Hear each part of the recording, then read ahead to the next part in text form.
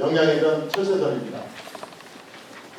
명량해전 이전에 난중일기가 8월 3일 임명받은 날부터 명량해전 당일까지 하루 일기가 전부 기록되고 있습니다. 일기가 없는 날이 없다는 것이죠. 제 발표문에는 장황하게 그날 뭐를 했다는 것을 다 기록해놨습니다. 그 장황한 그 전투 이전의 상황을 설명한 이유는 너무 바쁘고 이동하고 여러 가지 일들이 있었기 때문에 철새를 만들고 걸 수 있는 상황이 안 됐다는 것을 말씀드리기 위해서 그렇게 표현을 해놓은 것입니다. 상황론적으로 이순신은 계속해서 내륙을 돌았고 바다에서 이동을 했고 함대를 인수받고 준비를 하면서 병력 뽑고 군량 모집하는데도 시간이 부족했다. 철새를 만들 수 있는 상황이 되지 못했다. 그 다음에 제일 중요한 사례가 바로 난중일기 9월 16일 명량해전 일기입니다. 친절하게도 한 번 쓰셨다가 잘못 쓰셔가지고 한 번 더 쓰셨어요. 정유일기는 2개나 있습니다. 그 중에서 제가 완역해 놓은 것은 두 번째 자세한 쪽 일기를 제가 직접 하나하나 보면서 번역을 해놓은 게 지금 발표문에 있습니다. 거기에 보더라도 철새 얘기는 없다.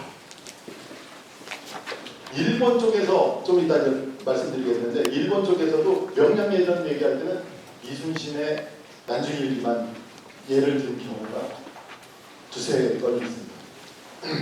굉장히 중요한 1차 사례다. 1차 사례에 없다.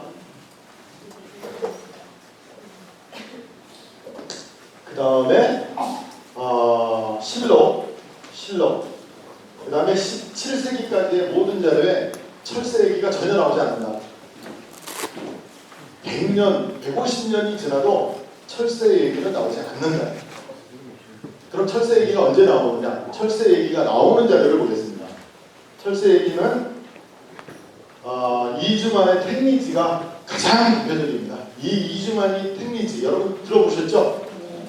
택리지가 실학의 성호 이익의 성호 학파의 손잡벌 되는 그 사람들로서 지리학도 있고 뭐 많은데 이 이주만이 쓴 택리지는 인문 지리적 저서로서는 굉장히 수준 높고 대표적인 내용이에요. 굉장히 권위가 있는 책이에요. 그런데 거기에 철새설이 나옵니다. 최초로 18세기 중엽에. 근데 이 이주만의 택리지에 제가 직접 써놓은 이 철새를 횡으로 걸었다. 금자죠. 횡금. 성냥은 돌다리 위라는 얘기입니다. 돌다리. 명량에는 돌다리가 없습니다. 돌다리 위에다 걸었다. 그리고 적을 기다렸다. 이런 표현이 나오는데 이 표현을 쓴 이유는 또 있습니다. 그런데 문제는 택리지의 요 내용의 앞부분 뒷부분을 자세히 보면은 임진왜란 관련해가지고 쓴 내용이 굉장히 부정확합니다.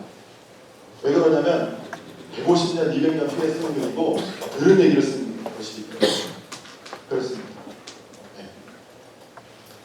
그 다음에 호남전의록이 나오고 김옥주의 현무공실기 이 두 책이 나오는데 이 두 책도 역시 18세기 말 현무공실기는 20세기에 나오는 책들입니다.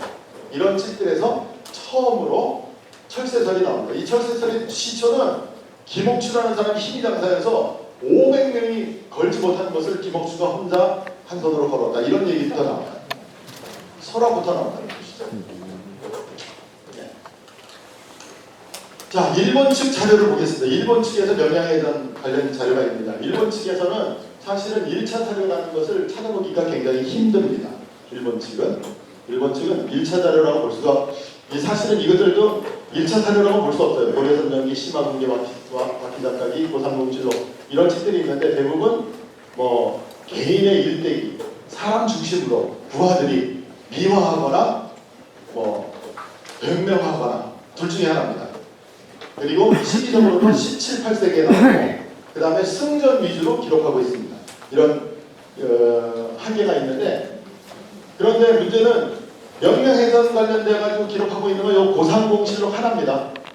조선국시록 하나에 나오는데 이 명량해전 관련 얘기는 짧게 나오지만 철새 얘기는 전혀 언급이 없습니다.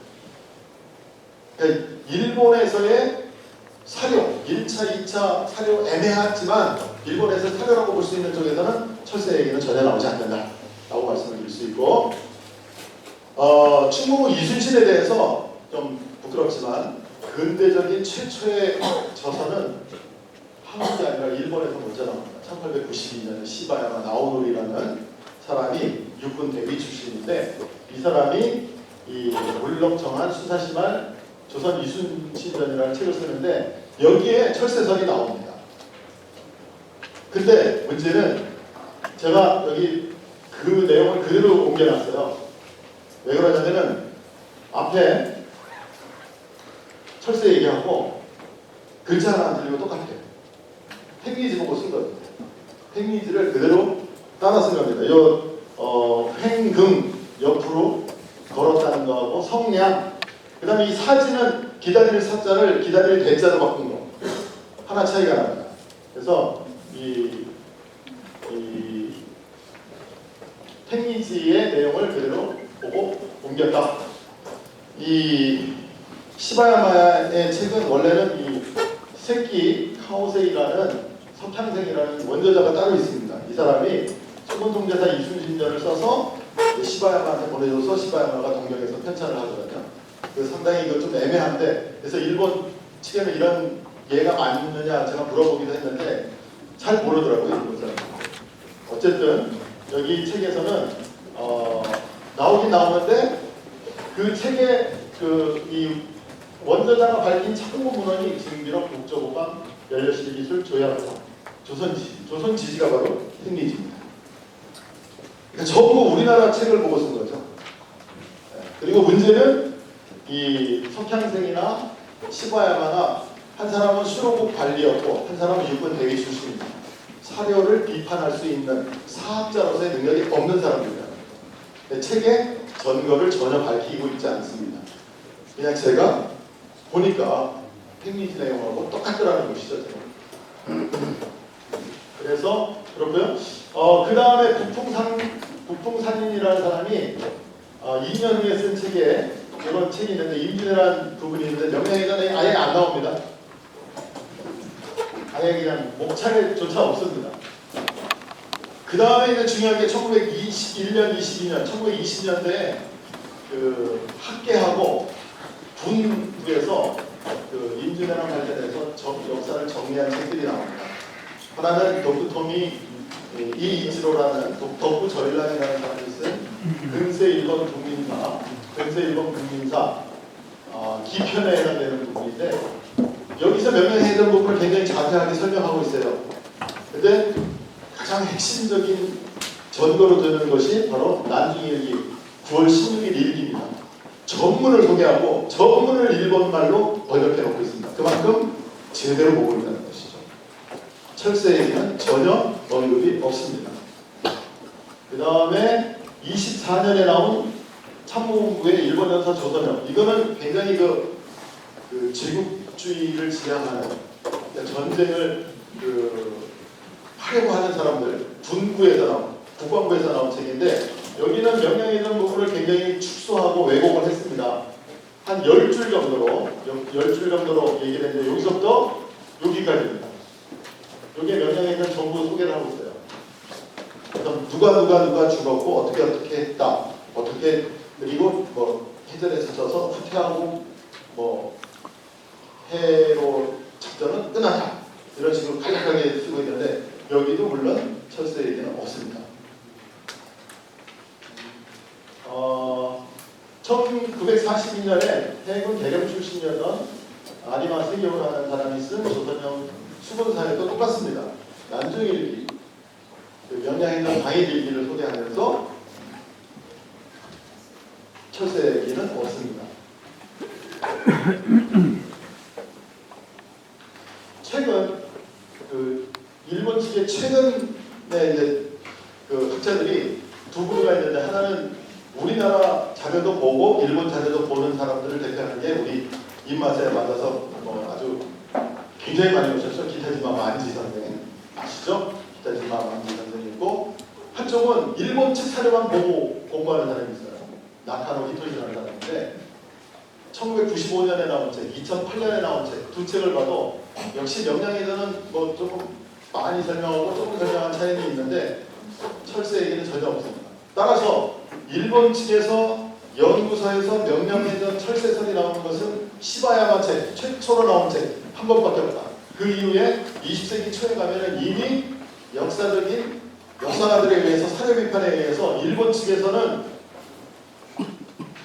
철새에 대해서는 전혀 얘기 나오고 있지 않다는 얘기입니다. 저는 2002년도에 박사학위 논문 쓰면서 이 문제를 발표를 했습니다.